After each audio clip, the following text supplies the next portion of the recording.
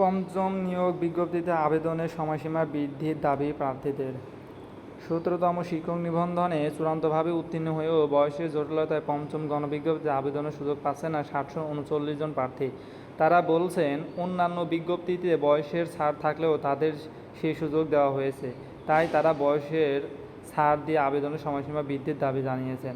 দাবি আদায়ে বুধবার ২২শে মে সকাল ১০টায় জাতীয় প্রেস ক্লাবের সামনে মানববন্ধন ও কর্মসূচি পালন করেছেন তারা। কর্মসূচিতে অংশ নেওয়া প্রার্থীরা বলেন, ২০২০ সালের জানুয়ারি মাসে ১৭তম নিবন্ধনে বিজ্ঞপ্তিতে প্রকাশ করা হয়।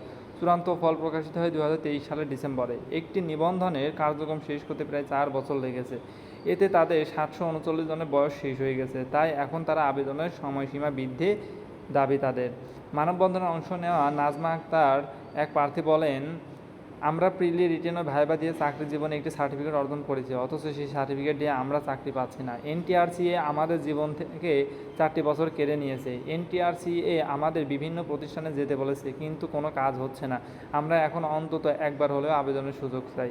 জানা যায়, বেসরকারি শিক্ষা প্রতিষ্ঠানে ৯৬,৭৩৬ শূন্যপদে শিক্ষক নিয়োগের পঞ্চম গণবিজ্ঞপ্তিতে ২৪,০০০-এরও কম প্রার্থী আবেদন করেছে।